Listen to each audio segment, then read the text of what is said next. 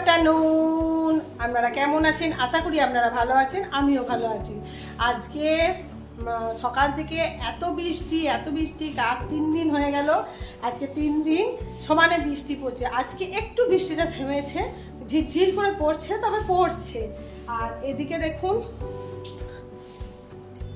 আমার বাবা হাটে গেছিলো। আমাদের যেহেতু মফস্বল টাউনে বাড়ি, তো ওখানে প্রত্যেক বৃহস্পতিবার রবিবার হাট বসে। তো আমার ছেলে এখন পরীক্ষা দিচ্ছে, তো তার জন্যে ব্রাহ্মী শাক খেলে যেহেতু বুদ্ধি বাড়ে, আমার বাবা হাটে গিয়ে দু রকম শাক পাঠিয়ে দিয়েছে। মানে আমাকে ডাক্তারে বলেছে যে রক্তর দরকার, হিমোগ্লোবিন কমে গেছে, আর নাতির ব্রেন যাতে পরিষ্কার হয়, পরীক্ষা ভালো করে দিতে পারে। তো দেখুন কি কি পাঠিয়েছে আমার বাবা। 4 আঁটি ব্রাহ্মী শাক আর 4 আঁটি কুলেখাড়া শাক দিয়েছে। তো তার সঙ্গে আমাদের একটা পেঁপে গাছ পড়ে গেছে, সেই পেঁপেও দিয়েছে। তো আমি শুধু ভাবছি ফ্রিজে এত শাক আমি কি করে রাখবো। আপনারা একটু কমেন্ট করে আমাকে জানিয়েন যে এত শাক কি করে রাখবো। ফ্রিজে দেখবেন যতই সব সবজি রাখা হোক, শাকটা কিছুতেই থাকতে চায় না, বড্ড 2 থেকে 3 দিন। তো এতগুলো শাক কি করে যে আমি রাখবো, শুধু এটাই আমি চিন্তা করছি। আর পেঁপেগুলো নয় থেকে যাবে, ফ্রিজে না ভরলেও পেঁপে রোজ খাওয়া হয়, নষ্ট হয় না, পেঁপে অত সহজে পচে না।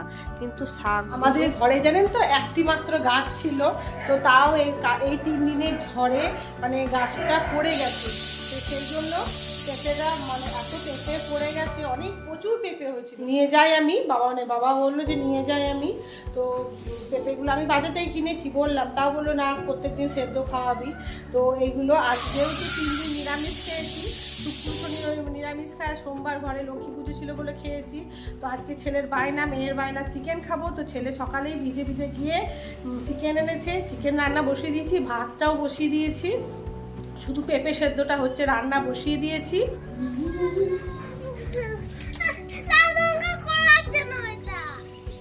আজ কতদিন পরে ছাদে বৃষ্টি পড়ছে জানি মা।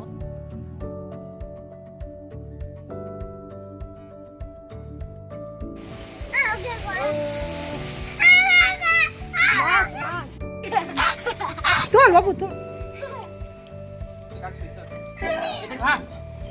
হ্যাঁ বস, মাটিতে সুন্দরভাবে বস। হ্যাঁ তুই বুঝতে পারছিস না কোনটা বেগুন গাছের কোনো ঘাস? হ্যাঁ না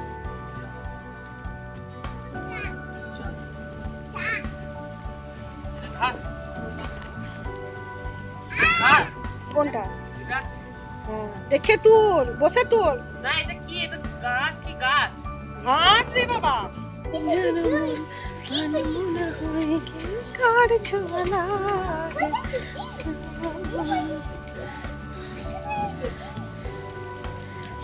তাহলে জলখাবারে হয়েছিল চাউমিন, এগ চাউমিন, বাদাম দেওয়া। তো ছেলে মেয়ে তো খেয়ে নিয়েছে, আমার খাওয়া হয়নি। আমি এখন জল খাওয়া চাউমিনটা খাই। একটু সস দে তো, দে না, এই যে একটু চাউমিন খায়। বাদাম দেওয়া এগ চাউমিন অনেকদিন খাইনি, তো এই যে খেয়ে নি। এটা আমার এখন বেলা 12টা বাজে, এটা আমার জলখাবার। জলখাবার খেয়ে আমি রান্না বসিয়ে দিয়েছি। একদিকে ভাতটা বসিয়ে দিলাম, কেননা ভাতটা হতেই তো ধরুন টাইম লাগে, তো ভাতটা বসিয়ে দিয়েছি। আর একদিকে মাংসটা আমার ধুয়ে রাখা হয়ে গেছে, তো তার জন্য মাংসটা কষতে বসিয়ে দিয়েছি। এই মুরগির মাংস মানে কষা, আর ছেলে বলেছে যে মা যেহেতু বৃষ্টি পড়ছে তো আলু দিয়ে ঝোল করবে না, তুমি একদম কষা কষা করবে, আজকে কষা কষা দিয়েই ভাত খাবো। তো তার জন্যে একদম আলু পেঁপে কিচ্ছু দিইনি, মুরগির মাংসর কষা কষা ঝোল হবে, মানে কষা হবে, তো তাই কষাটা বসিয়ে দিয়েছি। আর তারপরে শাকগুলো যে টেবিলের মধ্যে পড়েছিল, সমস্ত শাক আমি ওদিকে ভাত মুরগির মাংসটা বসিয়ে শাকগুলোকে একে একে সব ফ্রিজে ভরে রাখবো বলে একটা বড় প্যাকেটের মধ্যে ভরে রেখেছি, না হলে আবার নষ্ট হয়েও যাবে। আর টেবিলটাও তো পরিষ্কার করতে হবে। আর এই দেখুন গাছগুলো সাথে সাথে আমার রান্না হয়ে গেছে, রান্না আর কিচ্ছু করিনি, ভাত আর এই যে চিকেনের কষাই করেছি। কালকেকার করলা আলু কুমড়ো ভাজাটা ছিল, তো আজকে এই যে ভাত করে দিয়ে ছেলে মেয়েদের খেতে দিয়ে দিয়েছি। আমি একটু দেরিতেই মানে আমি আর খাইনি দিনের বেলায়, কেননা চাউমিনটা খেয়েছি তো বেলা 12টার সময়, তারপরে আর খিদে লাগেনি। যেহেতু 12টার সময় চাউমিন খেয়েছি আর খিদে লাগেনি, তো ওই জন্য ছেলে মেয়েকে খেতে দিয়ে দিয়েছি। এই যে চিকেন নিয়ে কষা আর করলা আলু ভাজা কুমড়ো দিয়ে এই আর ভাত, তো ছেলে মেয়েদের খেতে দিয়ে দিয়েছি। আর আমি এদিকে কাজগুলো মানে সকাল থেকে তো কিচ্ছু কাজ করার সময় পাইনি, এত বৃষ্টির মধ্যে আর কিছু ভালোও লাগছিল না, তো সব একে একে কাজগুলো তাই একে একে সারছি যতই বেলা হোক। আমি দেখলাম যে যখন আমি খাবো না তো ছেলে মেয়েদের খেতে দিয়ে দিই, সেই ফাঁকে কাজগুলো করে নিই।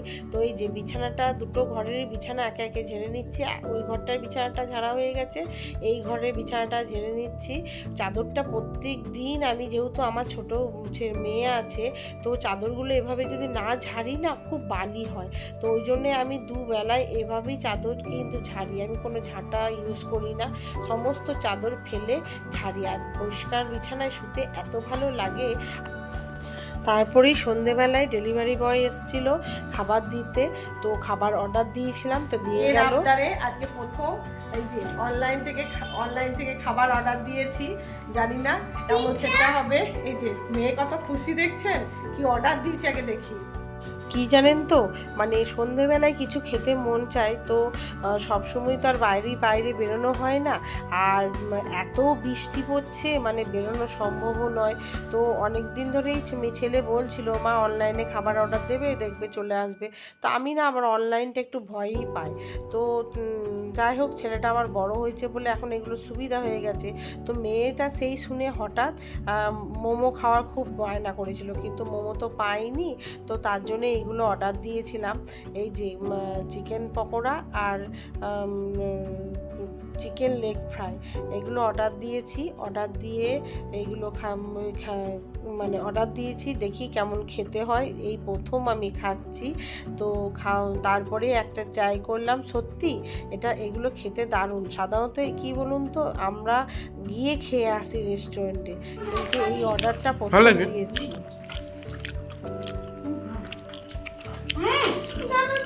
দাদা খুলবে, খাওয়াবো, ওটা খুলবো না। কেমন লাগছে রে? তেত্তি কই রে? দেখি কেমন করে খাচ্ছিস দেখি। সন্ধেবেলায় স্ন্যাক্স খাওয়ার পরে মেয়ের চুল বাঁধতে বসে গেছি। সন্ধ্যেতেই বললাম মেয়েকে আয় চুলটা বেঁধে দিই, কিন্তু মেয়ে না কিছুতেই চুলটা বাঁধতে চায় না, তো চুল খুলে ক্লিপ লাগাবো বলে এই থাকে। তো তারপর সন্ধ্যেবেলায় চুলটা বেঁধে দিয়েছি। বেঁধে দিয়ে এই যে এত বৃষ্টি, বাইরে তো কোনো কাপড়ই শুকাচ্ছে না, তাই একে একে সমস্ত কাপড়গুলো এখানে মিলে দিচ্ছি এই ভালো করে নিগড়ে। আর বাইরে মানে জল না কাচলেও হচ্ছে না, তো কেচে নিয়েছি। কেচে ভালো করে না মিলে দিলে দেখবেন বর্ষার সময় একটা বর্ষার্থী গন্ধ থাকে, তো সেই জন্য একে একে কাপড়গুলো সব ভালো করে নিগড়ে মিলে দিচ্ছি, একদম টাইট করে জল। মানে এত কষ্ট হয় এই বর্ষাকালে কাপড় আর ঠিক মতো না শুকালে এতটাই গন্ধ হয়, তো সেই জন্য কাপড়গুলো সব একে একে মিলে দিচ্ছি।